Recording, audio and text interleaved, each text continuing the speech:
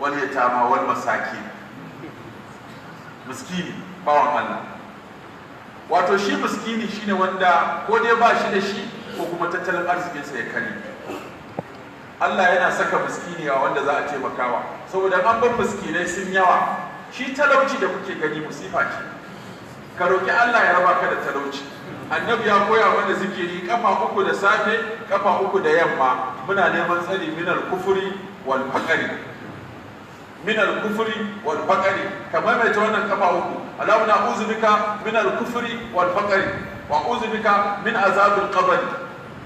Saboda talauci da jahilci, talauci da kafirci in suka haɗu to zai iya jan mutum ya zama komai. Ku ga wata mata ba cikin mutanen nan guda 3 da suka shiga kogo. Ai ɗaya daga cikinsu ya yi tawassali, ya ce ina da 'yar ammi na. An ce ammi wanda da babanka da shi uwarsu ɗaya ko ubansu ɗaya ko uwarsu ɗaya ubansu ɗaya. To ya ce ina tsananin santa saboda tsananin kyanta kuma. Ce sai talauci ya same ta, sai ta zo guri na neman taimako. Sai na ce ba zan taimake ki ba sai kin yadda mun yi lalata. Ta ce ba za ta yi lalata ba, ta yi tafiyarta. Da abin ya ciwo ta, talaucin ya ƙara tsananta, sai ta dawo ta ce ta yadda a yi lalata da ita domin a bata kuɗin. Ya ƙirgo dinare 20 kwatankwacin miliyan 1.300 ya bata. Suka shiga ɗaki suka kulle. Ya zo zai kwanta kusa da ita, ta ce masa ittaqillah wala tafudda al-khatama illa bi haqqi. Ka ji tsoron Allah, kada ka kwance wani ɗauri ko ka buɗe wani abu rufaffe sai da izini. Wannan abin sai ya girgiza shi, ya ji tsoron Allah, ya ban mata kudin, ya buɗe mata kofa ce ta fita. Saboda wannan Allah ya buɗe musu tagar da za su sha iska, ya fasa dutse ya buɗe musu kofa. Kun ga ashe fasikanci, talauci yakan mai da mutumin kirke koma mutumin banza. Wata rana na sa 'yan hizba suka je suka yayi ne suka kamo karuwai da yawa. To da an kamo karuwai kota ake wucewa da su. Waɗannan sai na ce ka wuce da su kota, a kawo su ofis ɗina. To da na ga yara ne, da gani sababbin shiga ne. Na tambaye ke ya sunan ki? Suna na kaza. Shekarar ki nawa? Kin yi makaranta? Na fara secondary school na watsa. Kina zuwa islamiyya? Shi ma na watsa. To me ya baki sha'awa kika shiga karuwanci? Da alama ba ki da kuɗi, ba ki da kwanciyar hankali. Arziki ake a talauci ko daraja ake yi a karuwanci? Ne ta mata nasiha, sai ta ajiyar zuciya. Ce wallahi malam, ba wanda ya taɓa gaya min magana da ta girgiza ni irin ta. Kowa zagi na yake, kowa ɓatanci yake, ba wanda ya min nasiha wacce ta kama zuciya ta irin wacce kai. Ta ce abin da ya kai da karuwanci talauci. Ta ce babana ya mutu, ya bar mu da babu mu 5. Babu mu ta kasa rike mu, dangi suka yi watsi da mu. Ta ce dole na dinga ɗaukan talla. A wajen tallan nan ne wata da zan yamma ban siyar ba, sai su ja hankali na cewa ba su haɗin kai su siye kayan abincin su bani kuɗi. Ni kuma na ga halin da babata take ciki da ƙananan ƙannena. Tun ina ki har na fara yarda. Ta ce daga nan sai na ga ai ma ba buƙatar in ci gaba da ɗauko talla, kawai in shiga wannan harka. Ta ce to asalin shiga ta harkar nan dan na ceci babata da ƙannena ne, da kuɗin da dinga biya wa ƙannena kuɗin makaranta. Kuka talauci ya koro ta karuwanci. Na ce to yanzu ki tuba, ki koma gida ki ci gaba da zama da yayin. Ta ce na taɓa gwadawa bai nasara ba.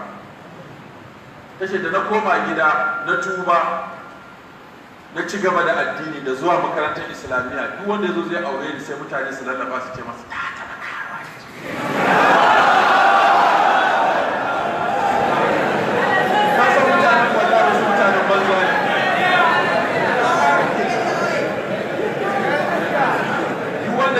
Ya zai aure ta ya ga mace da tsantsiya mai hankali da ɗan hijabinta zai aure ta, sai wani zagaya ce masa ta taɓa yin karuwanci.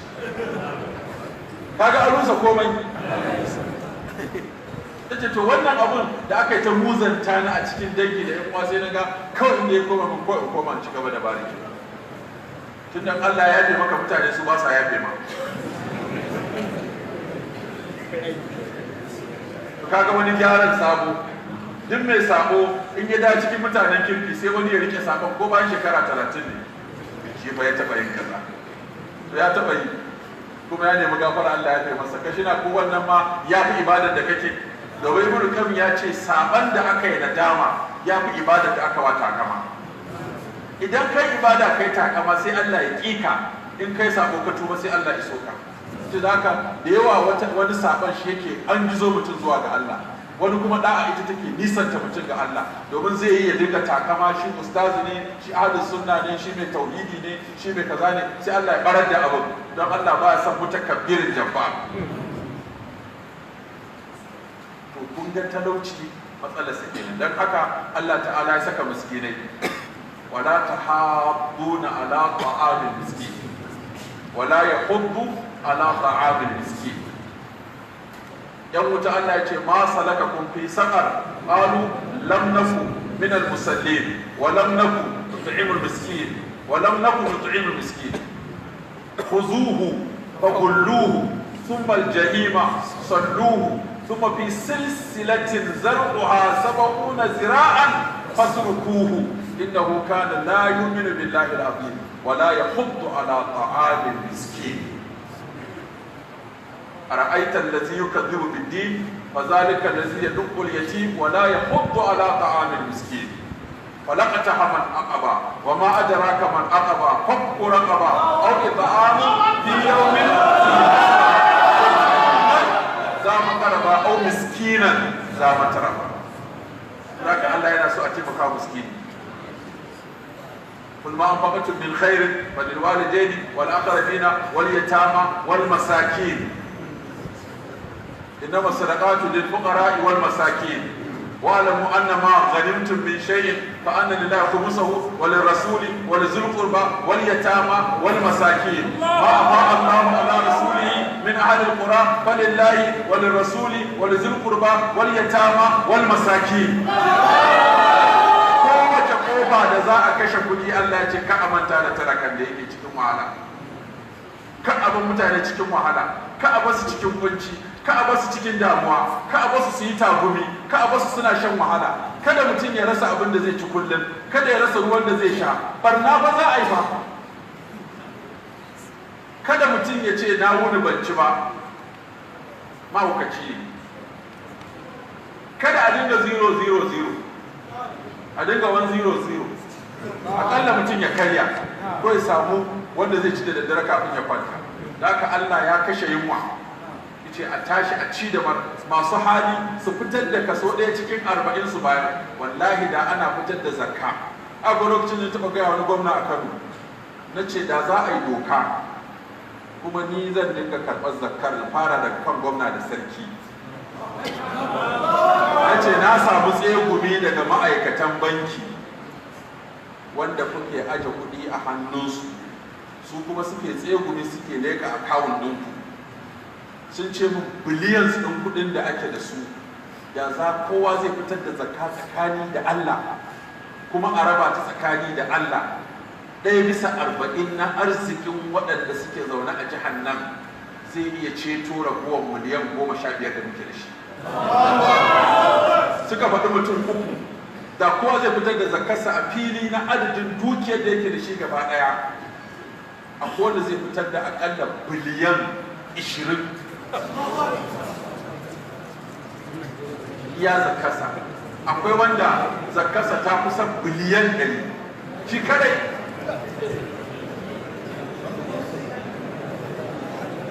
Suka dinga gaya min kudi, wani ma suka ce a CNN aka sa yawan kudinsu. Aka ce akwai hukumar da za ta karbi zakka a hannunsu, duk ta rubuta mutane kowa da adres dinsa da gidansa, kowa faɗi irin sana'ar da zai da irin aikin da zai yi da abin da za a bashi ya juya kudin. Akalla mun miliyan 15 din nan kowa zai samu 700. wannan.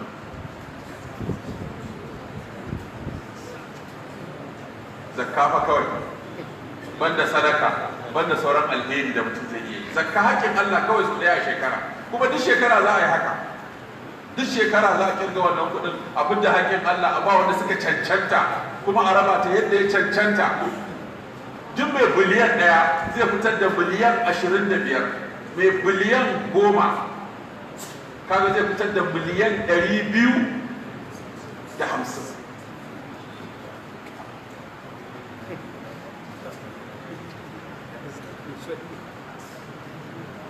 Kun ga ashe wato wani talaucin na ganganci ne, wani talaucin na ƙin bin Allah ne, wani talaucin Allah ya ware shi tuni an yi abu hanyar da Allah ya ce abu ne, banda arzikin ƙasa kuma da yadda ake raba shi. Wal masaki sai Allah ce wa bani sabi, waye wa bani sabi? Wal jari zil qurba, jar zil qurba, Allah ya ce da makoci makusanci, wal jari junub, da makoci manisanci, was sahib bil jam, da kuma abokinka da ke kwibinka yake kusa da kai. Daga malamai suka haɗa waɗannan ayoyi guda uku ko waɗannan ɓangarori guda uku suka ce makota iri uku ne. Akwai wanda makocinka ne, ɗan uwanka ne, kuma musulmi ne, yana da haƙƙin musulunci da haƙƙin makotaka da haƙƙin yankwantaka. Wani makocinka ne ba musulmi ba ne, yana da haƙƙin makotaka duk da ba musulmi ba ne sai ka kyautata masa. Wani yana da haƙƙin yankwantaka da makotaka, wani makotaka da musulunci, wani makotaka kawai, wani musulunci da makotaka, wani yankwantaka da musulunci da makotaka, wani kuma da yankwantaka da makotaka ba musulmi ba ne, ɗan uwanka ne akwai haƙƙin yankwantaka, sannan kuma makocinka ne akwai haƙƙin makotaka. Duk waɗannan abubuwan musulunci ya faɗi yadda za a yi su. To sannan akwai matarka, an fassara shi ma da matarka. Lalle ka kyautata wa matarka, lalle ka zauna da matarka lafiya. Annabi ya ce ku ji tsoron Allah ku kyautata wa matanku, domin kamar ribatattu suke a hannunku. Ba duka, ba zagi, ba cin mutunci, ba wulaƙanci, ba tozartawa. Matarka ita ce mafi kusa da kai, ya kamata alherin da ka samu ta gani, ya kamata ka dinga faranta mata, ka kyautata mata, ka gaya mata kalmomi masu daɗi, ka ba ta hakurin ka munana mata, ka yaba mata in ta yi abin da ya dace. Da yawa mu muke kashe matanmu da bakin ciki, mu muke kashe matanmu da damuwa. Ka sa mata damuwa ta rasa inda za ta kai ƙara sai a ce ta yi hakuri, ba wanda ya bincika ya ga cutar ta ake balle a gyara. To da haka annabi ya ce sallallahu alaihi wasallama dukkan mu sai an tambaye mu akan matan mu rana da kiyama. Mu dinga kyautata iyalanmu. Wa bani sabil, da matafi wanda guzurinsa ya kare, an fassara shi da ibnu sabil. Abin da yasa aka ce ma dan hanya, saboda wai bai san kowa ba sai hanyar da yake kai. Wannan shi ma sai ka taɓa samun kanka a bakunta an ɗauke ma jaka. Akwai wani malami ya tafi wani gari sai aka lalube ma kuɗi gaba ɗaya aka kwashi, shi ko bai ƙarasa inda za shi ba, shi ko bai taɓa bara ba. Da ya shiga masallaci aka ga masallaci, assalamu alaikum, ka ce wa alaikum assalam, kawai sai haka da kansa, kawai sai ya zauna. So da ya rasa me zai ce, so ne ce yaka ba Allah da ganinka kana cikin damuwa, to wallahi kudinsa gaba ɗaya aka ɗauki, jakan ba bai ganta ba, mota kawai ke so a sashe tafi gida. Yace to anan ya ga tafsirin wa bani sabili. Kaga Allah cikin hikimarsa bai bar mutum ya tozarta ba in ba a garin su yake ba. Zai iya samun kansa ba a garin su ba, bai san kowa ba, kuma ya shigo gari, kuma ya samu larura, kayansa ya bata ko ya yi makuwa, ko kuma ya shiga wani yanayi. Yana buƙatar duk da ba a san shi ba a yi masa alheri da zai koma garin su lafiya. Musulunci yana son ka abu mutum cikin wahala. Sai Allah ya ce wa ma malakat aymanukum, har da waɗanda daman ku ta mallaka. Da asali ana fassara shi da bayi da kuyangi da ma'aikata, to malamai suka ce ya shigar da duk masu yi mana hidima a cikin gidanmu. In za ga mutum wani yana da arzikin da zai ɗauko mai wanke-wanke da mai wanki da mai har da mai gyara fulawa da mai yanke fulawa yana bata ruwa da mai wanke mota da direba da masu gyara gida da masu share gida, duk waɗannan fa kan su zo gidanku sana'a ku dinga wulakanta su. Akwai wanda ya tara 'ya'yansa ya ce kai direban nan nawa da waccan tsohuwar da take aiki a gidan nan da wancan duk suna da mutuncin da in wani yaro ya kuskura suka nuna masa wani abu bai ba ko ya nemi wulakanta su zai ga abin da zama su. Wannan ya girmama su. Kuma sai ya ware wata rana sai sa ai abinci sai kirawo su ya ce ku zo mu haɗu gaba ki ɗaya mu ci abinci tare da shi da 'ya'yan nasu da ma'aikatan nasu haɗu su ci abinci tare. Sai kan kuka suna sana'a ku ɗauka wulakantattu ne, suna da daraja. Wannan tsohuwar ta haifi ma baban naku, amma ta zo gida tana muku wanke-wanke, kada wani ya kuskura ba za a dinga ce mata. To waɗannan girmamawan waɗanda suke hidima ƙarƙashinka suke aiki ƙarƙashinka, kada ka ga kai kana da arziki ko kana da wadata ko kana da ilimi ko kana da sarauta ka dinga wulaƙanta tsofaffi da masu hidima. Wannan shi ma musulunci bai amince.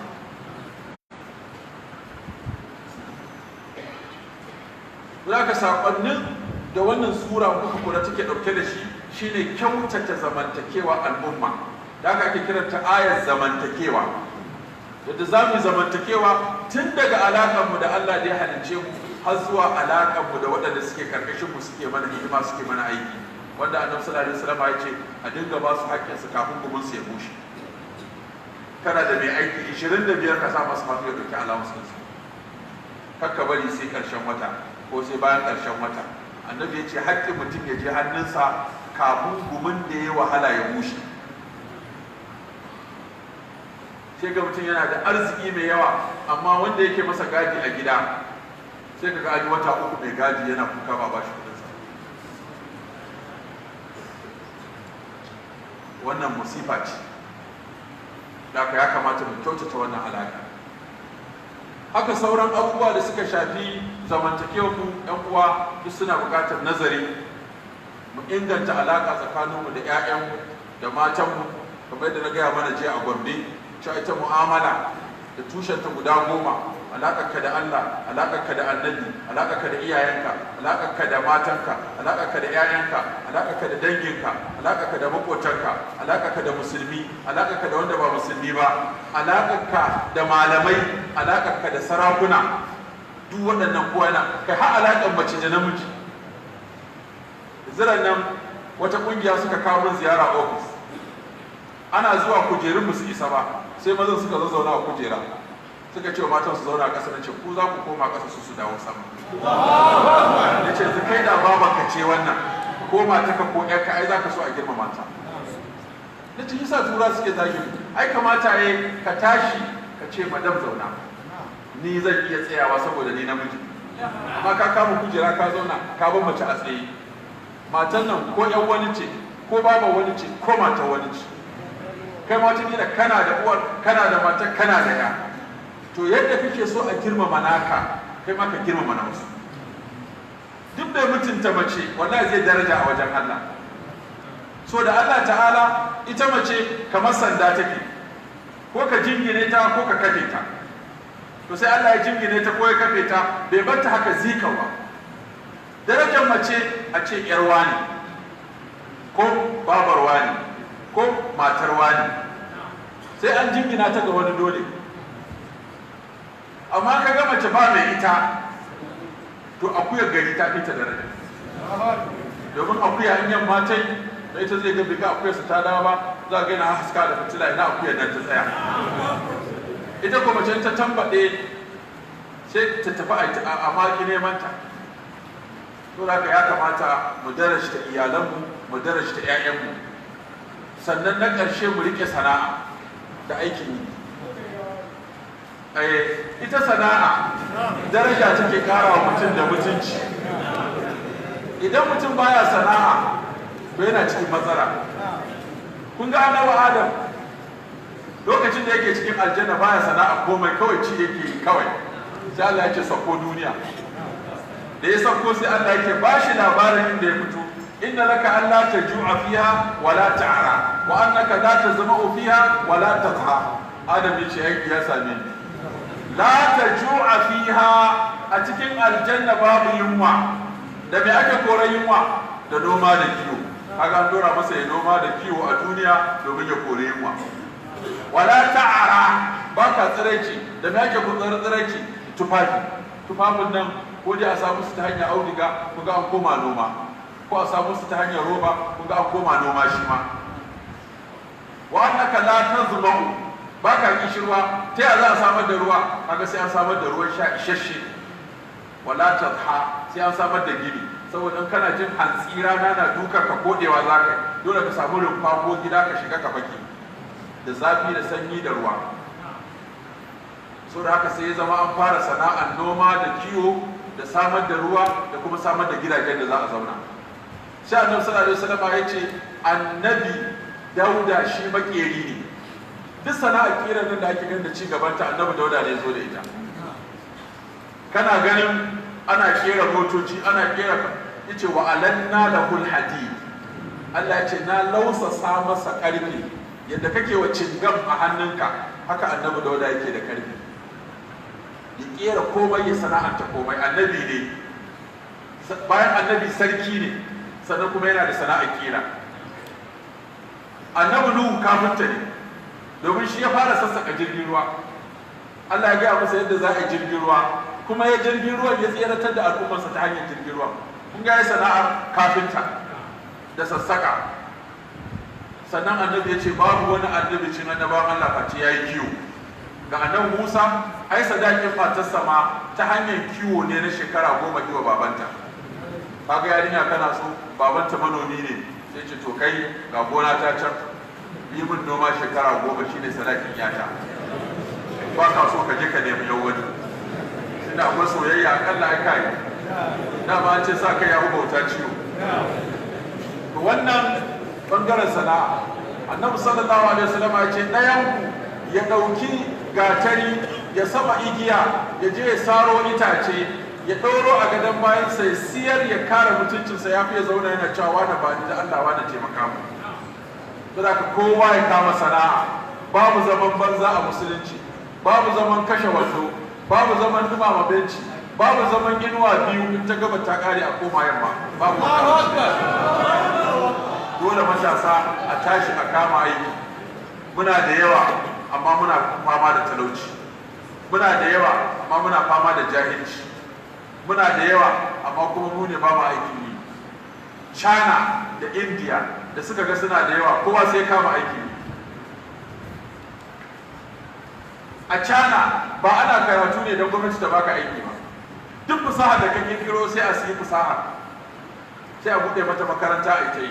Saboda suna da yawan da mutum biliyan kusan 1.5, ina gwamnati za ta iya ba su sana'a. Da haka kowa sai kama aiki yi. Komai a China sana'a ne, kuma suka mai da komai abinci. Sai ka ga tsiran kyankyaso, ka ga tsiran kunama, ka ga kula-kulan beraye malam sun sha mai an gasa su a kan hanya. Saboda abinci ba zai isa ba, ya kamata duk wani abu mai rai. Wata rana wasu 'yan China sun zo sai suka ga kadangaru a cikin garu. Sai suka ce, is this for sale? Ya ce no. Suka ce, is free of charge? Ya ce yes. Sai suka bi su da kuɗi. Suka dinga kama kadangaru suna cusa a cikin. Ya ce ai wannan nama ne mai tsada, ba na siyawa ba ne, kyauta in na kama ba laifi, ba mu gwamnati laifi ba, ba mu kowa laifi ba, ka ce ba a yi ba. Suka ce suka kadangaru da gudu. Ita an wannan kaje yanzu za ka ga tsiransa tsada gare shi. To kaga mu yanzu wani ya ga tafasa, ya ce wannan tafasar da za a gyara ta abin da ya ta waje arziki ne babba. Rogo, mun taɓa zuwa wata ƙasa muka sauka a wajen wani balarabe, sai kawo mana rogo, muna ta tsaki. Wai ashe shi a ƙasar in aka kawo maka rogo an mugun girmama.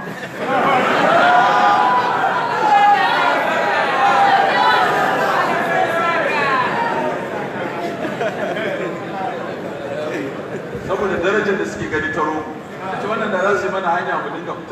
kasar ai da mun samu sana'a da aiki. To kun ga ashe kada mu rena sana'a, kada mu rena aikin yi. Wasu matasa suka same ni, aka raba kalla muna neman taimako. Na ce na me? Na kuɗi. Na ce me za ku suka fafaɗa? Na ce to ina da hanya mafi sauƙi da za ku daina neman taimakon kowa. Na ce wurin wanki da guga za mu. Na ce gugan ku nan kanti ne, za mu siyo drum da sinadarin da ake wanki, ku shiga kango kuna wanki, kai kuma wannan guda biyu za mu buɗe ofis, za mu sa talabijin, za mu gyara shi, za mu sa tebur, za mu sa rasit ka zama manaja da za ka dinga rubuta kayan da kowa ya kawo, su kuma waɗannan suna cikin kango kai musu kuma su sa hannu su dirje su wanke, ku kuma ku dinga guga. Da ce kun ga wannan sana'ar idan muna wanki mai kyau, muna guga mai kyau, muna tsarawa, ana fesa mata farashina da waye, za ku ga ana layi ana kawo wanki. Daga nan samu sana'a da aiki. Gaskiya tun da suka tafi su dawo ba. Wannan ya yi diploma, wannan ya yi NCE, wannan ya yi digiri, ka zo ka bai da shi mai wanki da guga. Yana jira shiga ofis din kuma ya cika koro mutane ma ake yi. Kullum rigima ake a mai da mafi karancin albashi 30,000. A nan sai ya samu 100,000 a wata. Wasu kuma na ce musu to, kun ga unguwan nan ta masu arziki ce. Mu siyo diram guda 10, ko da kofar gida mu aje musu diram 1. In ya cika sati 1,000. Can da ma mu sa musu 10, diram 40 za mu siyo. Ko da kofar gida mu aje 1. In sun zuba shara a ciki ya cika su babu 1,000 mu dauke mu je musu ba. Kun ga akalla a sati za a samu 40,000. Sai mu samu, in ma muna da halin da za mu sai 'yan kurkura 'yan mota nan ta dinga ɗaukar mana diram ɗin. In ba za a ban aka haɗa sai mu ɗauko haya mota ta dinga kwashe mana. Ya ce to kuma an kai ita sharar zan samar da kangon da za a dinga juye ta. Idan an juye mu samu wanda zai dinga ware mana kwalabe mu zuba su a cikin buhu. A ware mana karafuna, su ma kuɗi ne, mu zuba su a buhu. A ware leda, ita ma kuɗi ce, mu zuba a buhu. A ware kwali, shi ma kuɗi ne, mu zuba a buhu. A ware gwangwanaye, su ma kuɗi ne, mu zuba a buhu. Idan muka yi buhu 100 na kwalabe, muka yi buhu 100 na karafuna, muka yi buhu 100 na leda, na ce shi ma arziki ne zan kawo mai siye. Kuka wannan shawara ce mai kyau. Ya fi wannan yawon da kuke da takardu kuna neman aiki ba ku samu ba. Ga aiki mai sauki, su ma tunda suka tafi su dawo ba. Ni ma matasan mu suna ban mamaki wallahi. Wai shi gani yake tun da ya yi digiri yanzu ya kuma zai zo yana kwasar shara ko yana wanki. Akwai wani babban mai arziki don taba zuwa factory ɗinsa. Ya ce malam daga bola na fara, irin yan jari bolan nan, ce da daga nan na fara, nake tsintar karafuna ina kaiwa kamfani, na zo na yi buhu a gida sai kaiwa kamfani a auna a sikeli a bani kuɗin.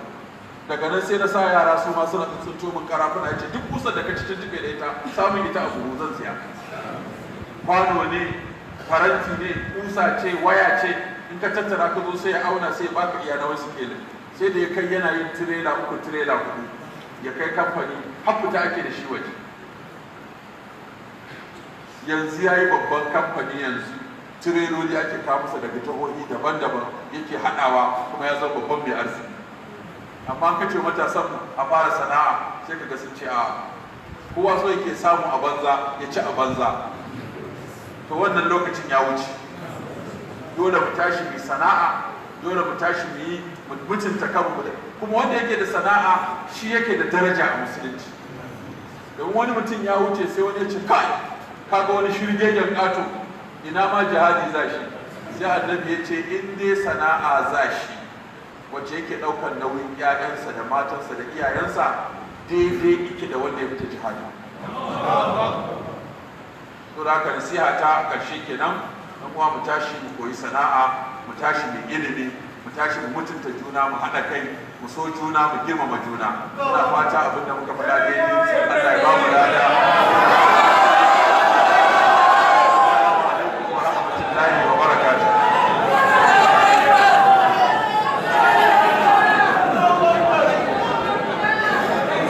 A zo na da Allah.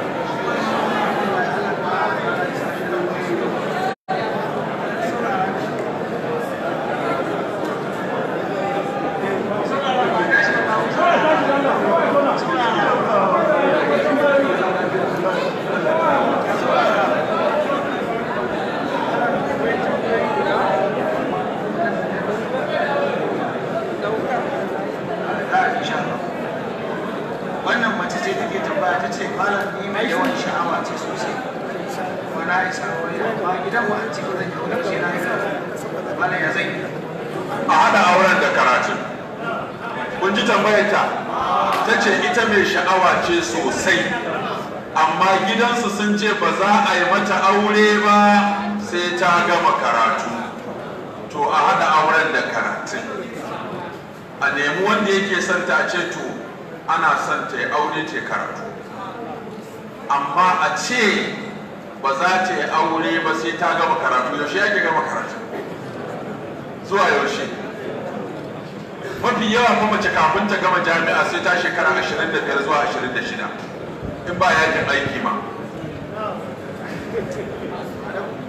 To yanzu ma yakin aiki ake ba sama lokacin da za a dawo ba. Ku ga ashe kenan ni ba na goyon bayan da yin karatu. Lalle ina zuga a yi karatu amma kuma haɗa da aure domin shine mutuncin mace. Akwai wata likita ta taɓa haɗuwa da ni ta ce malam in kuka ce mai karatu mun daina. Na ce me ya faru? Na ce to malami a ita zuga ni malamai a je a yi karatu. Yanzu ne karatu na ta shekara 37 kuma na rasa miji. Na zama likita amma kuwa tsoro na yake ji aure ni. Kullum sai dai allura nake ce wa yara. To wannan kina da gaskiya. To amma kamata yi ku dinga haɗawa da auren da karatu. A daina cewa sai an gama. Domin kafin ki gama nan shekaru yayi nisa. Kuma kin yi ilimi mai zurfi. Kuma kin yi karatu mai nisa. Kuma sai dinga gudun ki kuma a lokacin. Saboda haka wannan yarinya idan iyayenta ko wanda suke tare da iyayenta ko wanda suke kusa da iyayenta sun ji su isa musu cewa in dai har ta kawo mutumin da ya dace to lalle a yi mata auren gidan mijinta ta ci gaba da karatun ya fi a bata ta lalace kuma ta samu ilimin da ba shi da amfani. Allah muna jan hankali yan uwa da suke su zazzauna domin wannan tambayoyin da ake sukan ƙara fito da wani abin da wuri da yi magana a kansa. Allah a zauna.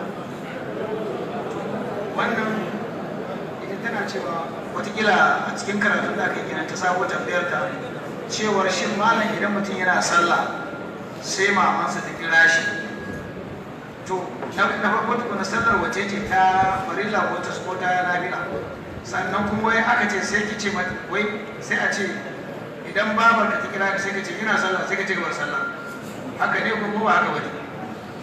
Idan mutum yana sallar farilla ba wanda zai kira shi ya amsa sai manzon Allah sallallahu alaihi wasallam. Da ma akwai sahabin da yana sallah annabi ya kira shi bai amsa ba sai da ya gama sallar ya zo. Annabi ya ce ba na kira ka ba, yace sallah nake, yace Allah bai ce yayi wa lazina amanu stajibu lillahi wa lirrasuli idza da'akum lima yuhyikum. Ma'ana in dai na kira ka ka ce min kana zuwa ko ka ce kaji ko kana sallah ko ka gama zaka zo. Amma wanda ba annabi ba in ana farilla shi ma ya kamata ya tafi je farillar. Amma nafila ita ce dama kake yin ta a lokacin da kake so.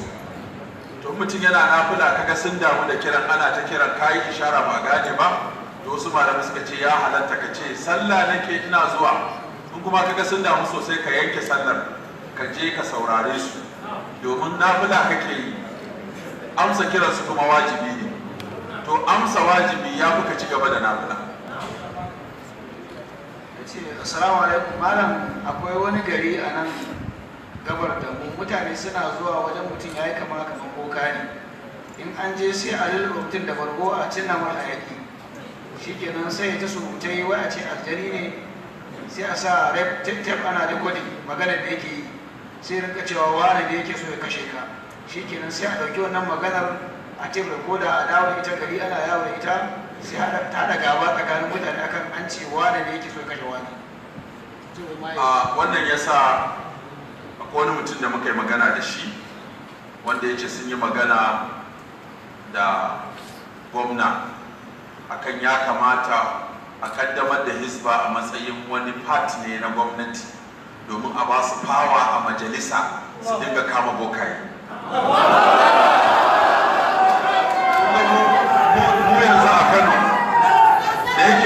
mu an kai ta majalisa an yi mata doka an sa hannu muna da fawa na mu kama mutum mu kai shi kotu. Saboda haka mun ware department musamman mai zaman kansa domin kama bokaye. kuma mun kama bokaye ko a sati wasu satuttuka da ya wuce an kama boka, kuma a wasu lokuta wani ya je ya ce ga wata bishiya nan da sunan Allah, mutane suka dinga zuwa suna shafa ta suna abin nan, muka tura ɗan hizba mota karfe 1 dare suka je suka sare ta. Wata kuma ta bayyana ta ce wai ta samo aljani daga Misra, sai mata su taru ta kakkaɓa musu kuɗi, su rubuta bukatunsu a takarda, su zuba ruwa a cikin roba, sai a ajiye wa aljanin zai sauka da daddare ya musu addu'a. Nan da nan hizba suka yi kabanya a unguwar, suka rari mota da aka kata ofis dina, na tambaye ta to ke kuma me ya faru? Ta ce ita ta je Misira karatu ne, shine wata na ɗaki sai ta ga ɗakin ya cika, sai ta ga kai ya fita har ya tafi sama, sai wani ce wata shi aljani ne zai kuma dinga taimaka mutane ta hanyar ta. To shine ta taho da aljanin Najeriya, shi ne take kiransa sai ya zo ya yi wa mutane addu'a. Na ce to ko za mu samu daman ganinsa, domin nan a hukumar Hisba kike. Ta ce za ta iya kiransa, amma sai an shiga ɗaki mai duhu, an rurrufe babu haske ko ɗaya, to za ta kira shi zai bayyana. Na ce wa Hisba saba mana ɗaki mai duhu. Nan da nan aka daki aka kukulle aka yi waye aka sa mata dalduma aka ce ya bayyana. Ko ganin yan hizba ya ki zuwa Allah ba alam. Ba an dade suka ce mun aljanna na yaki bayyana malam. Sai shi to a kira yan jarida a karyata ta cewa duk abin da take faɗa karya take yi, kada wani ya ƙara sauraron ta a sassa a rediyo. Aka zo yan jarida suka hira da ita, sai ta ce to yanzu aljanin nan ya mun rada cewa ya yi fushi saboda an ci mutunci na, kuma ya ce min zai bayyana a gidan kwamandan Hisba da 12 dare. Za ka malam kai ka bacci 12 dare za ka gan shi a ɗakinka. Dogo ne zankale ne, harshensa yana taɓa ƙasa, kunnuwansa suna taɓa garu. Na ce to Allah ya kawo shi, yana buƙatar ba shi adiresi ko ya san gidan, ce zai zo. Na ce to Allah ya kawo shi. Ina jin bacci ma, amma dan kan a ce ko ya zo ba ina bacci, sai na daure ina duba agogo ina jiransa. 12 ban ga kowa ba ne bacci na. Dama na sa a tsare ta. Da sabon na ce to ke bai zo ba. Ga nuna ƙarya kike ko shi ƙarya yake ko dai abin da ya kamata aka damfara mutane muke kuna karɓe musu. Ta ce a'a yau ya yi fushi ya fi na jiya. Ya ce yau karfe 2 kuma zai zo. Malam gidajen rediyo suka ɗauka gobe malam zai hira da aljani, gobe aljani zai je gidan malam, za mu ji me ya faru. Biyu ma ce bai zo ba, sai da sa aka tattara ina ta aka fitattake ta daga jihar, ban san ko nan ta yi ba ko wani gurin ta yi ba.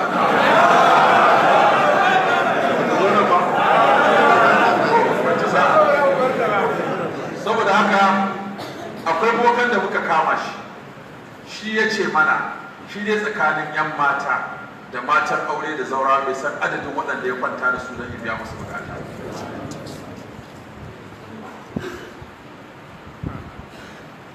Su da aka bokaye suna barna, suna haddasa husuma.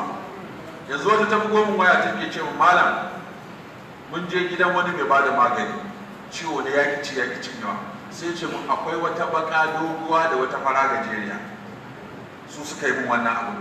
Kuma da na duba sai na ga kanwar mijina doguwa ce baka, sannan akwai wata kawata ita kuma gajeriya ce fara. Ce ta ba ko gajeriya fara, akwai doguwa baka. Nace shakki ne fitina yake so ya hada. Ba wata doguwa baka ba wata gajeriya fara da ta cuce ki, kawai sharrin sa ne. So da kakku yadda ku haddasa gaba da fitina akan wani. Muka nemi adireshin sa, yanzu insha Allah za mu sa inda yake a nemo mana shi. Amfanin abab is Hisba ƙarfi kenan da power na arresting da prosecution. An tabbatar mutum yana yi aje a nemo takarda daga kotu, ba ma iya shiga gidan mutum ko ma abin nan sai mun je kotu ta ba mu sacin warrant sai mu zo a yi arrestin din mutum, an tabbatar an sabalan sun kawo report sannan a kai shi kotu. Alƙali kuma ya bincika ya tabbatar da laifinsa ya yanke masa hukunci aka shigo. Daga wannan zai tsarkake al'umma daga fitintunin bokaye da sauran abubuwa da ake na barna a cikin al'umma. Wani ya buɗe gidajen karuwai, wani ya buɗe gidan bokanci, wani ya buɗe gidan giya.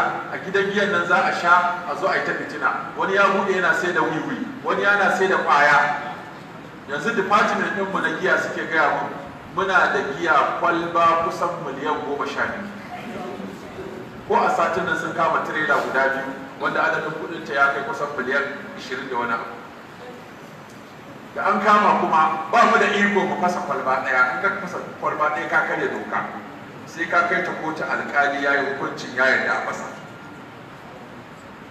An ka kuskura dan hizba kaga kwalba akan tebur kai mata haka ta faɗi, akan wannan sai a kai mu ƙara hizba sai mun biya. Amma ka kai ta kotu, alƙali ya ce saboda an karya doka ta kaza mai lamba kaza a cikin shafi na kaza, sakin layi na kaza, karan tsaye na kaza, an kama mutumin nan da laifi ya karya doka ta jihar Kano da ta hana badala da kaza da kaza. An kuma umarci hukumar hizba gashi a rubuce daga kotu mai lamba ta kaza a rana kaza, mu je mu fasa wannan. Da ka duk wannan tare da kuka muna yi na fasa giya da umarnin kotu. In ba kotu ba mai son fasa kwalba ko ɗaya ba. Yanzu haka akwai tirelolin da suna nan a tsaye, har yau kotu ta yi hukunci an ba su dama su daga kara. Da haka muna nan ajiye da ita ko shekara 10 za ta yi sai ranar da kotu ta ba da izini. Kun ga kenan saka hizba a cikin aikin gwamnati da yi mata doka wacce za ta ba ta dama, domin idan ba haka aka yi ba ɗan hizba sai dai zama ɗan agaji kawai da mai wa'azi. Bai da iko ya rufe can gidan, bai da iko ya kai, sai dai ya rahoton ga polis. Muka polis aiki muke tare da su, suna da ofis ɗinsu a cikin ofis ɗinmu, muna da wakili a can suna da wakili. In aka zo da manya-manyan laifuffuka irin su fashi da makami, waye sai wuce ta wannan naku ne. In an zo da sulhun aure, sulhun makoci, wani ya buɗe gidan baɗala, in kira shi to kai ya za ka ba da gidanka ana baɗala, kana musulmi. Ya za ka ba da gidanka ya koma gidan karuwai, ya gidanka zai koma gidan caca alhaji. Alhaji ai ka je haji ko? Kuma a zo a bage da barna. Da mutace gaskiya ne malam, to zai za mu ce Allah a rufe a tashe su. Daga ba kai mutum kotu ba ma sai je gyara. Saboda haka muna buƙatar wayewa. Za mu ci gaba da tuntuɓar gwamnoninmu domin su gane mahimmancin hisba da irin taimakon da za ta yi wajen rage barna da fasadi, wanda barna da fasadin nan yana cin abin da ke saukan mana da bala'i. So da irin waɗannan boka ya kamata malamai su shirya hudubobi. Wani abin kuma ya fi ƙarfin mu sai mu ce malamai ku hudubobi a kai. So da sai ka ga juma'a dukkan masallaci an tashi da huduba. An duk masallacin da kaje sai ka ji ana magana akan hatsarin bokaye da zuwa gurinsu da fitinar da suke haifarwa. Nan da nan sai ka ga kasuwar su ta kare. Da akwai bokan da ya zo ya ce mana shi ya tubo wallahi yanzu ba ciniki. Yanzu da ma mata ne kuma musu da kai mana kun bude islamiyoyi sun koma islamiyya yanzu ba sa zuwa. Yace yana bukatar mu samu masa jari zai kama sana'a. Yace to alhamdulillah ya tattaro kayan bokancin gaba ɗaya zo mana da su hisba. Wasu layu da wasu farantai da wasu fefe an lillika wasu abu ma duk barazana ce. Wani abin da muka kwankwance ba ma laya a ciki, kawai ƙasa yake zuba sai wata katuwar laya da wani carbi haka ya kowane gulgule ɗaya ya girman hannunka. Shi kuma firgita jahili sunansa. Ya ce haka wani carbi ba zai kai kan yaro, haka yake jan su kwas.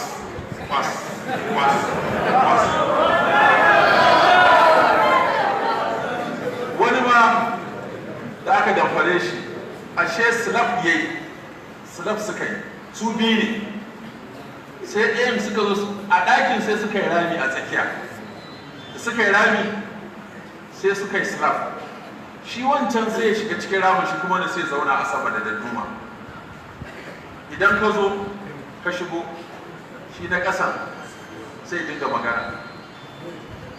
Mun san da zuwanka, don ka a hanya, ka san ko ina muna nan. Sai ka waiwaya gaba da yau ka ji mai magana. Ashe slap ne wani ne a ciki. Shi ma an ji an kamo shi har da cikin slap din. An ji an kamo shi. Da fara iri-iri tana rana ce mutane wallahi saboda ba sa ganewa. Duk duk waɗannan abubuwan za mu iya maganin su in mun haɗa kai muna neman ilimi muna kusantar malamai. Duk waɗannan bokayen za mu kawo ƙarshen bokanci da irin wannan damfarar da kuɗin ganye. Yanzu da nan kai wani sai aka kira shi a waya, alo daga hubbaran shehu ne, mu aljanu ne. A mace ce suka kira ta a Kaduna, mu aljanu ne, an yi taro ne na aljanu, shine aka zaɓe ki, za a baki daraja, amma ki sadaka da kaza da kaza, za mu sake bugo miki. Matar na hankalinta ya tashi, aka sake bugo mata, aka tsorata ta, sai ta bugo mun tana makyarkata. Mana wala aljanu ne suka kira ce, aljanu da wani layi ta ce da MTN.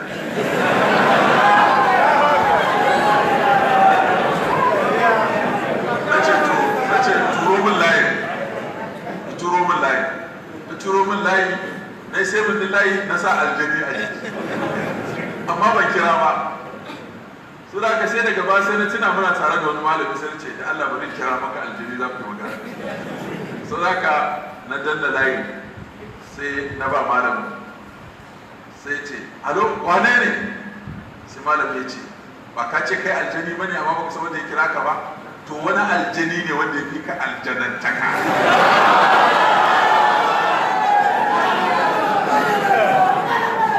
Daga ina ya ce kai mu mun shanye ka aljanantaka, ka buga wata mata waya ka ce kaza, sai fara kuma kame ya ba kaca sai da ya firgita shi ya ce to ni mutum ne kuma kai ma mutum ne makaryaci, kuna cutar mutane ku musu waya ku ce ko aljanu ne ku dinga firgita su kuna karɓe musu kuɗi.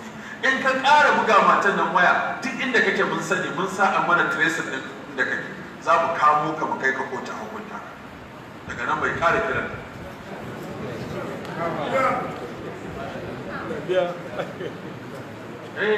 To da haka mutane suna har yanzu ana har haɗa layi sai ka ji a kira ka an ce ma ga aljani ko aljana.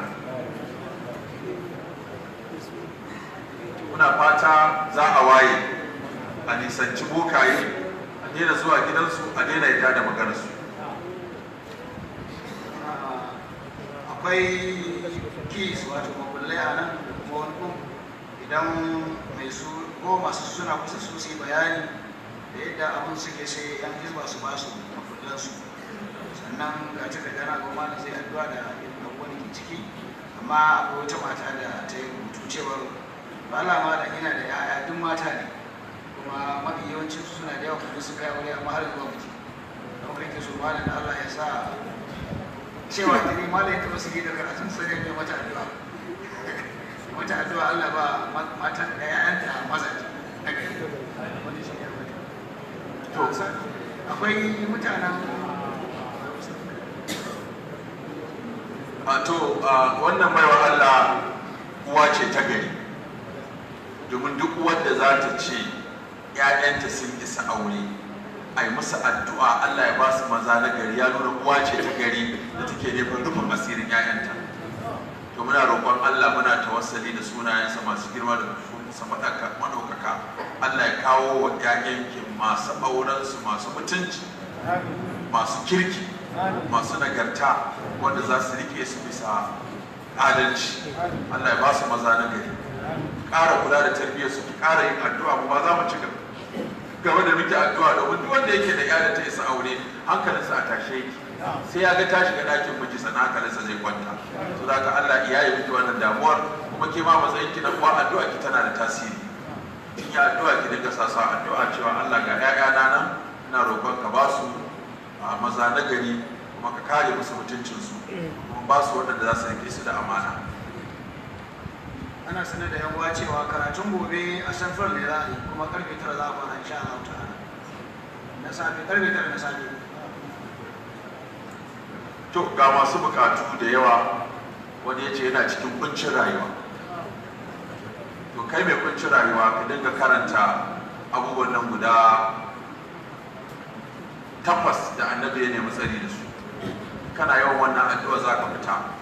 Allahumma inni a'udhu bika min al-hammi wal hazani, wa a'udhu bika min al-'ajaz wal kasali, wa a'udhu bika min al-jubn wal bukhli, wa a'udhu bika min ghalibati ad-dayn wa qahri ar-rijal, kuma ka dinga karanta Allahumma inni abduka wa ibnu abdika wa ibnu amatika nasiyati bi yadika madin fiya hukmuka adalun fiya qada'uka as'aluka bi kulli ismin huwa laka sammaita bihi nafsaka aw anzaltahu fi kitabika aw allamtahu ahadan min khalqika aw ista'tharta bihi fi ilmi al-ghaybi indaka an taj'ala al-qur'ana rabi'a qalbi wa nura sadri wa jala'a huzni wa zahaba hamdi.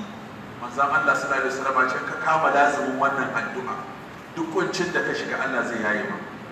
Sahabbai suka ce muka ta yin addu'an nan duk mun fita daga cikin kuncin da muke ciki. Saboda ka lazimci wannan addu'a tana yaye kunci. Wanda yace kuma yana neman lafiya to Allah ya baka lafiya. Duk marasa lafiya musulmi Allah ya yaye musu. Maza